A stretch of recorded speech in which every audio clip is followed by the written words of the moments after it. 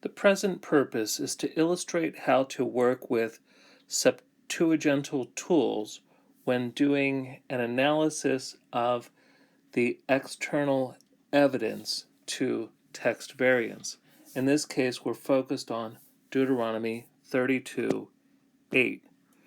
Now, in this case, there's two different Septuagintal editions that are widely available.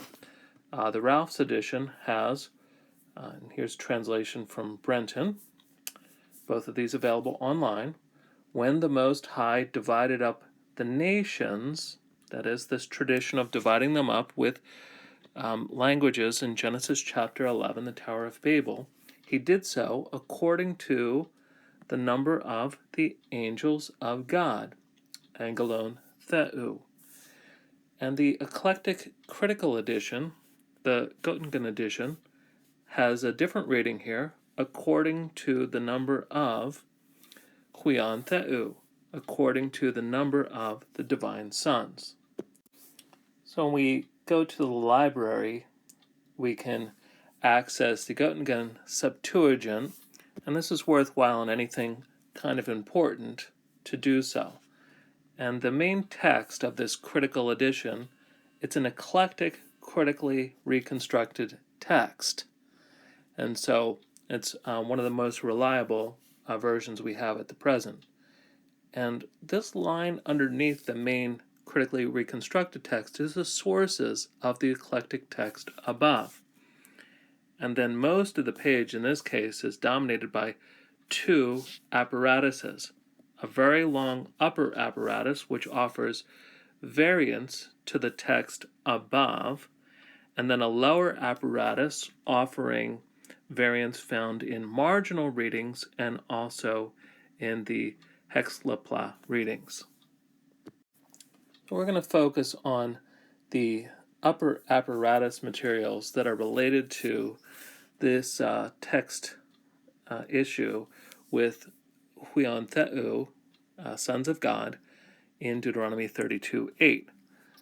Now, working with this apparatus can be quite daunting at first, since it's a lot of Septuagintal witnesses and the use of Latin abbreviations and the very concise work that's done here in collating all of that. What's helpful, though, is there is an English translation of the Septuagintal volumes available online, which helps a lot. Now, the different notes are separated both by these vertical lines, and then sort of sub-notes are separated by the use of these brackets. So here we'll take focus on huion, and notice all of the witnesses listed thereafter. So here we have, just to put it in straightforward English, which I recommend, this term sons. Find this in the text of, very important, number 848. This is a 1st century BCE, and then there's various other witnesses listed out. Then the next note, we have angels, and here's witnesses to it. And here we see, this is to the reading angels of God. Most witnesses agree with Ralph's, yet compare the Qumran reading, and that is 4Q Dut J. And this appears to be the parent reading of the text and the reading sons of God in Qumran.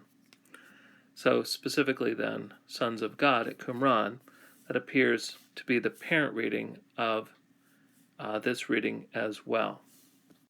And within parentheses here, there's a singular, angel, and a few witnesses to it. That is, a few witnesses in the Septuagintal tradition have angel of God. And kind of the rest of the note has some lesser witnesses, that is, angels of his. We find reference to one of the church fathers, or to um, sons of Israel and various witnesses to that. It's all spelled out using the abbreviation for sons of Israel. And then, of course, there's this downward arrow, and this means that there's also some notes in the marginal readings to the Septuagintal tradition, and one can consult the lower apparatus for that. And we're just going to leave that to the side for the purpose of our present work. Also worth noting is Vaticanus with sort of variant readings is available online. This is the so-called Cambridge Septuagint, and since it's widely accessible, it's worth noting here, even though it's not at the level of the critical eclectic Göttingen edition. So the main text here is reproduced from Vaticanus, and then of course there's two kind of extensive apparatuses below, and the upper apparatus again gives us the main variant readings over and against Vaticanus. And so in a very general way, this can help the student pretty quickly identify some of the variants in the Septuagintal tradition. So here we have produced Deuteronomy 32:8 from Vaticanus in the text, and also both the upper and lower apparatuses associated with this particular variant. And so in this case where Vaticanus reads, Angelon Theou, the delegates of God, or the angels of God.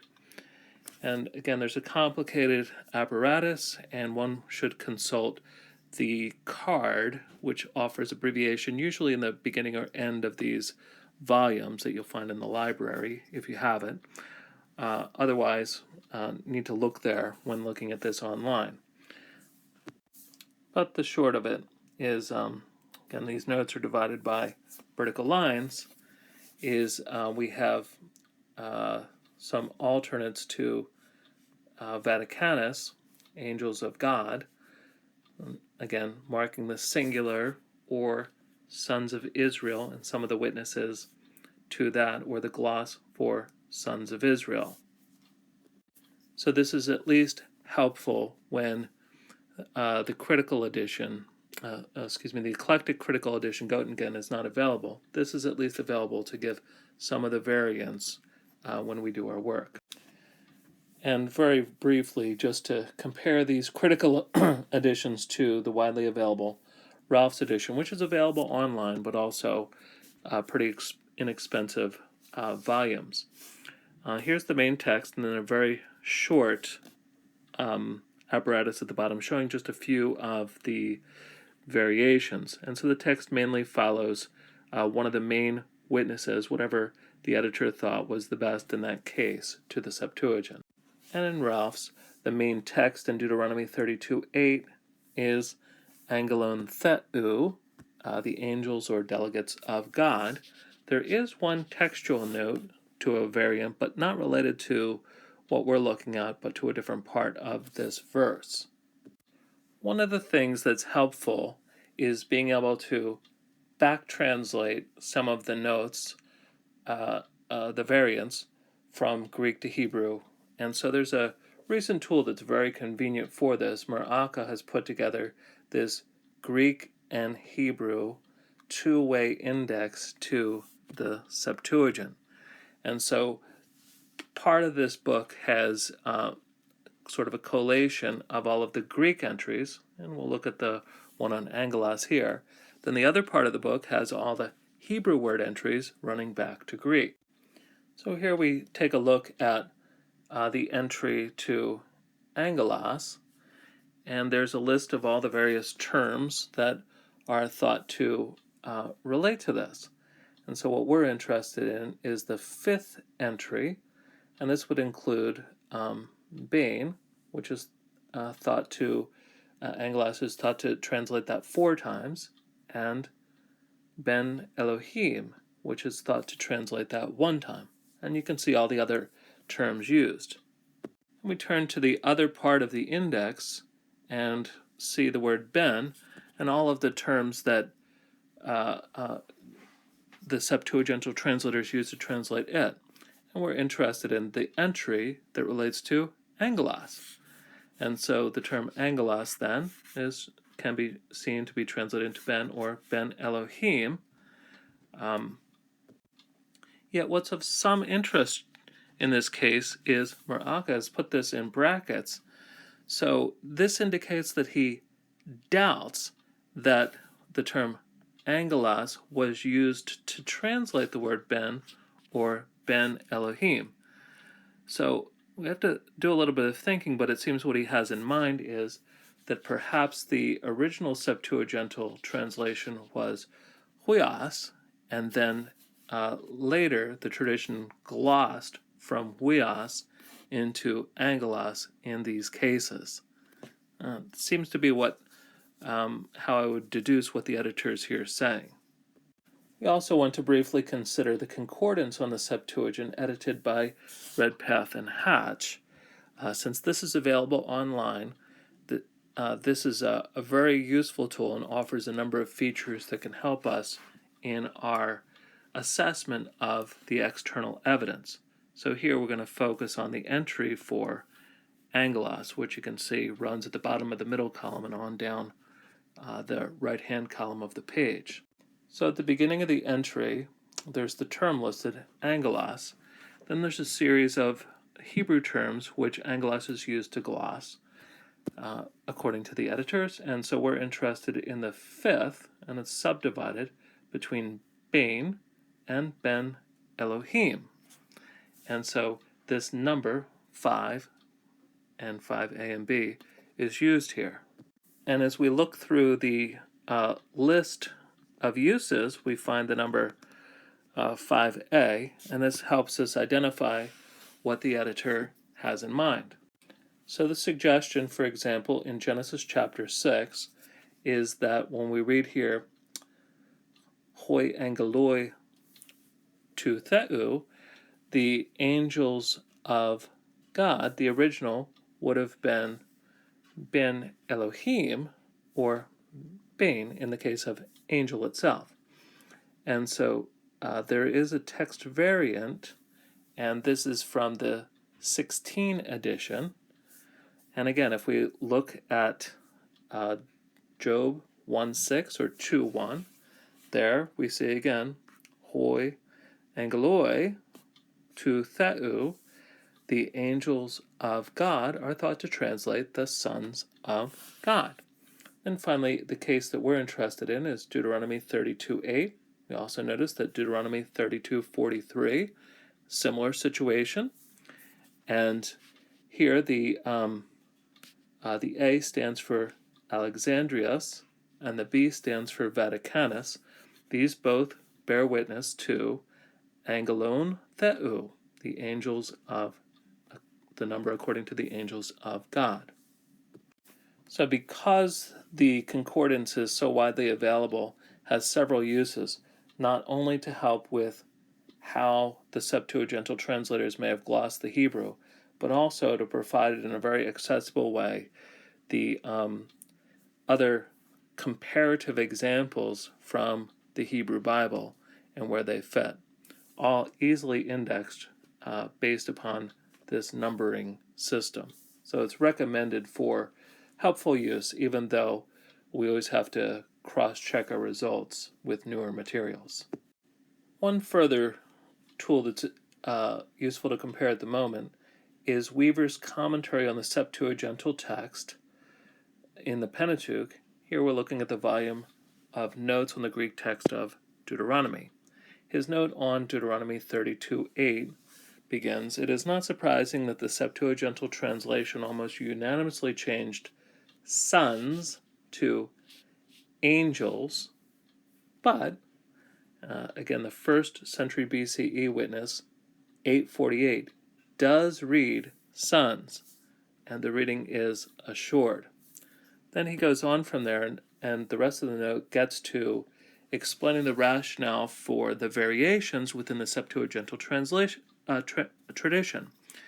The change to angels was clearly a later attempt to avoid any notion of lesser deities in favor of God's messengers. Admittedly, the notion of guardian angels, even of peoples, did become widespread.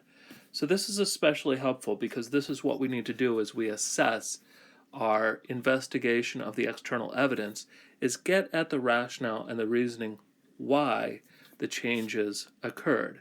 Because it's not an accident, but rather an intentional change. And it's not to corrupt the text, but the ancient scribes are improving the text. There's a bit of irony here, but they're improving the text to make the biblical text more theologically accurate with their sensibilities. Here, pushing against this idea of lesser deities. Take a moment to briefly summarize our assessment of the external evidence in the case of the Septuagintal witness to the text. And so the critical edition, which offers the earliest, is according to the number of the sons of God in Deuteronomy 32:8.